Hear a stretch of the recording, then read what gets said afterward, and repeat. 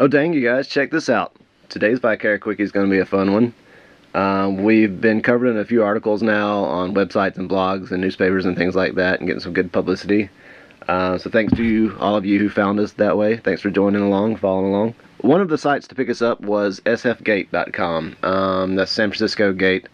It's one of their newspapers out there. We were actually on their homepage for a little bit, so we got a lot of click-throughs on that. The article got a lot of traffic. And with a lot of traffic came a lot of comments, and some of them we found pretty funny. Some of them were positive, some of them not so positive. So what we thought we would do today is just read some of the comments we got, as if we were the commenter. So here we go. Tim Fenderer says, "This tiny schoolie runs on solar power. Actually, it runs on fossil fuels and gets about 8 to 10 miles per gallon." SF Jimboy says, "Yep, I've got several of those adventurous types living around me on the north slope of P Hill. The only problem is that they never leave. Thanks, Malia Do Nothing Cohen."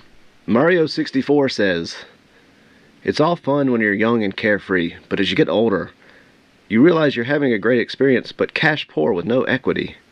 Then you get over your 50s without much in your wallet, and then you realize you have to come to SF and be homeless on the streets and use the sidewalk to take a dump."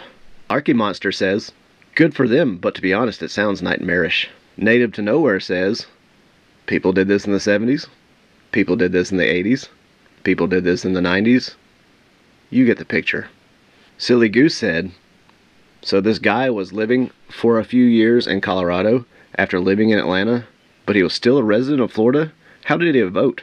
Flake alert. Here's a great thread started by Borty. "I don't understand why they put in a full-size kitchen cabinet. It seems to take up half the space." Silly Goose replies, "I agree.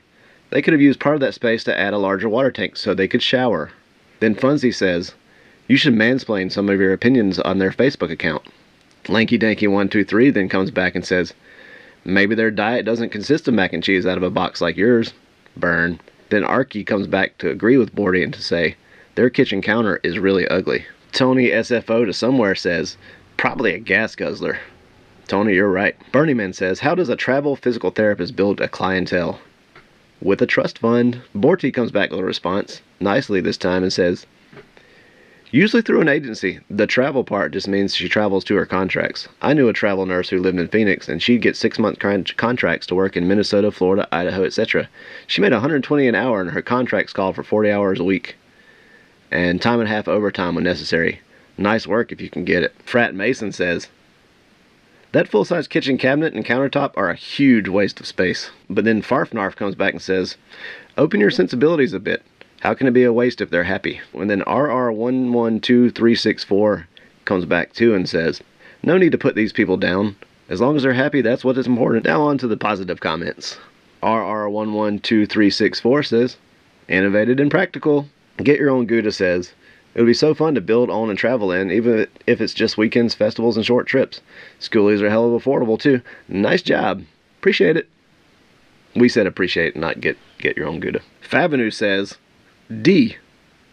Yancey says, "I'm glad they're living their dream.